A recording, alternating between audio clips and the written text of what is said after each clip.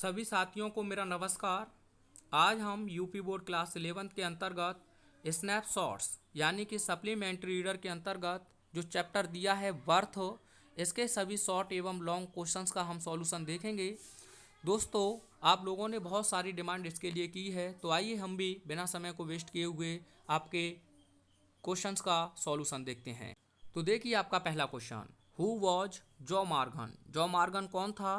Y had he been waiting for doctor Andrew Manson, और वह doctor Andrew Manson की प्रतीक्षा क्यों कर रहा था? तो आप आंसर लिखेंगे, Joe Morgan was a driller. Jaw Morgan एक खनन करता था इन ब्लेनएली यानी ब्लेनएली नामक शहर में, अ माइनिंग टाउन, और ब्लेनएली एक खनन शहर है। Joe Morgan was a driller in Blaenelly a mining town. Joe Morgan एक खनन शहर जिसका नाम ब्लेनएली है उसमें एक खनन करता था। He was a big strong and heavy middle aged person. वह एक बड़ा, मजबूत और भारी मध्य आयु का व्यक्ति था। अब आगे आपसे क्वेश्चन पूछा है कि वह डॉक्टर एंड्रयू की प्रतीक्षा क्यों कर रहा था, तो आप आंसर लिखेंगे, Joe and his wife Susan. Joe और उसकी पत्नी Susan, who had been married for nearly 20 years, यानी कि जॉ और उसकी पत्नी सूसन जिनके विवाह को लगभग 20 वर्ष हो चुके थे, एंड वर एक्सपेक्टिंग, और वे लोग उम्मीद कर रहे थे, देयर फर्स्ट चाइल्ड, अपने पहले बच्चे की। यानी जॉ और उसकी पत्नी सूसन जिनके विवाह को लगभग 20 वर्ष हो चुके थे, वे अपने पहले बच्चे की उम्मीद कर रहे थे।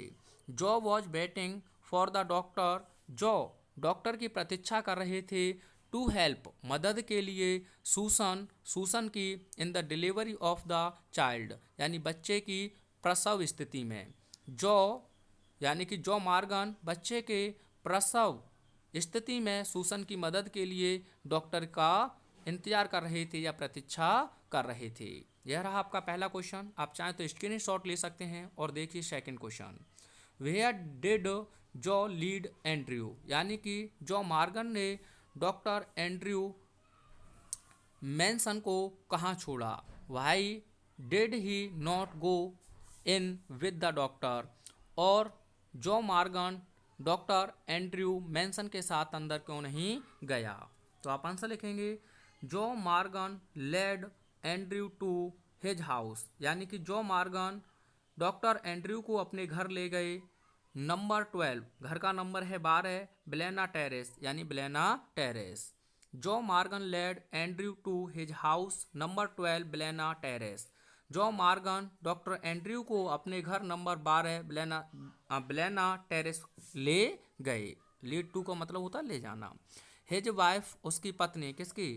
यानी जॉ मॉर्गन की पत्नी जिसका नाम क्या था? Susan, was about to deliver, यानी कि वह डिलीवर करने वाली थी, हर फर्स्ट चाइल्ड, अपने पहले बच्चे को, आफ्टर बीइंग मैरिड, यानी कि विवाह के, फॉर नियरली 20 ईयर्स, लगभग 20 वर्षों के बाद।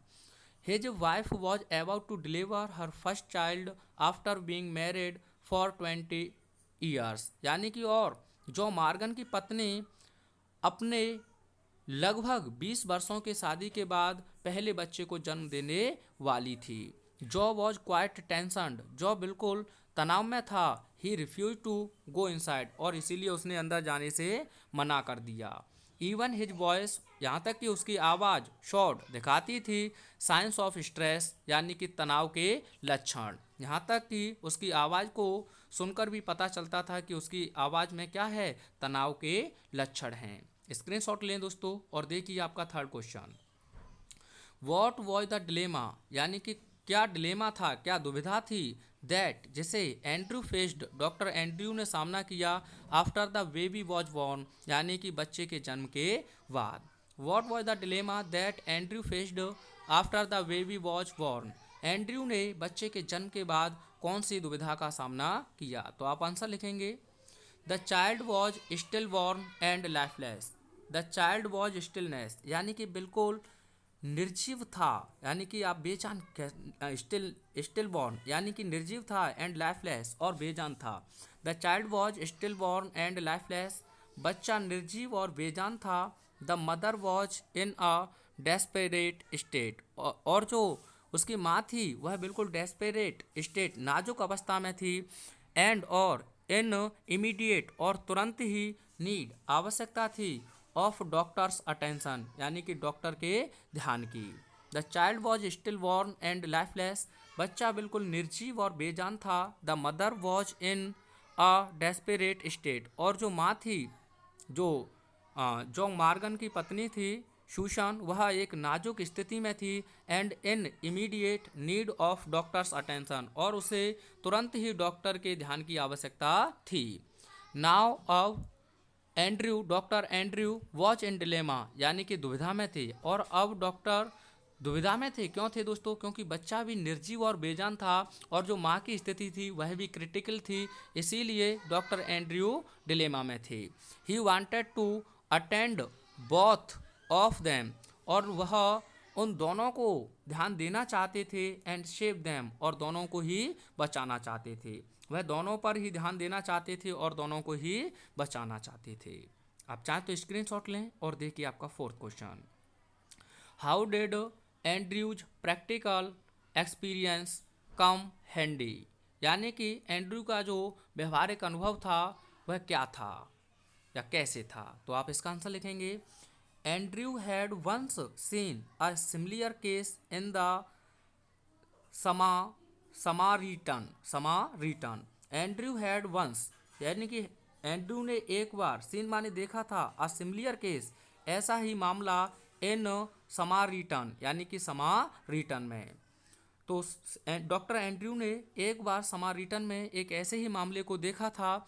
ही रिमेंबर्ड, उन्हें याद थी, द ट्रीटमेंट, वह उपचार, और उन्हें वह उपचार याद था, दैट हैड बीन यूज्ड, और उन्होंने उसी इलाज का प्रयोग किया। ही एट वंस डिसाइडेड, और उन्होंने तुरंत निश्चय लिया, टू एडमिनिस्टर यानी कि प्रबंध करने का, द हॉट एंड कोल्ड यानी कि गर्म और ठंडे, वाटर यानी कि पानी के थेरेपी का, और उन्होंने एट वंस तुरंत ही गर्म और ठंडे पानी की जो थेरेपी है उसका प्रबंध करने का उन्होंने निश्चय किया।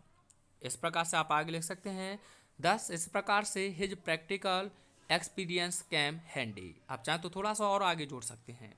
आइए आपका अंतिम क्वेश्चन शॉर्ट के अंतर्गत, व्हाट डिड एंड्रयू गैस, यानी कि एंड्रयू ने क्या अनुमान लगाया, could be cause of the baby being still born, यानी कि नवजात शिशु के जन्म से एंड्रयू ने क्या अनुमान लगाया कि इसका स्टिल बॉर्न यानी कि बिल्कुल शांत होने का या बेजान या निर्जीव होने का क्या कारण हो सकता है? तो आप आंसर लिखेंगे, Andrew found the baby wet, यानी कि डॉक्टर एंड्रयू ने, फाउंड माने पाया, द बेबी उस बच्चे को, वेट गीला, अमॉन्ग्स्ट द न्यूज पेपर्स अखबारों के बीच में, अंडर द बेड यानी कि बिस्तर के नीचे।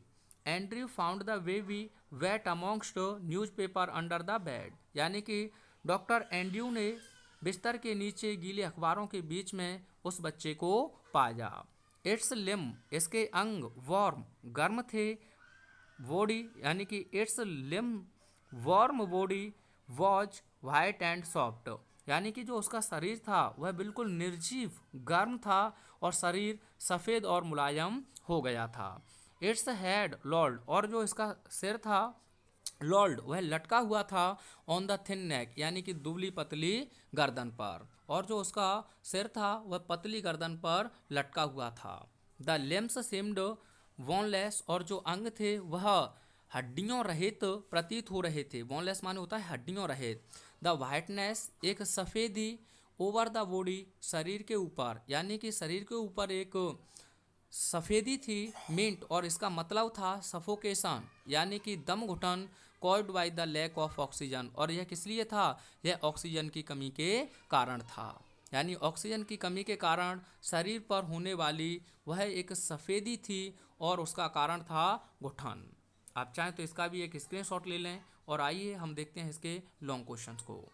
तो दोस्तों यह आपके लॉन्ग क्वेश्चन हैं, आप चाहें तो इसका भी एक स्क्रीनशॉट आसानी से ले लें।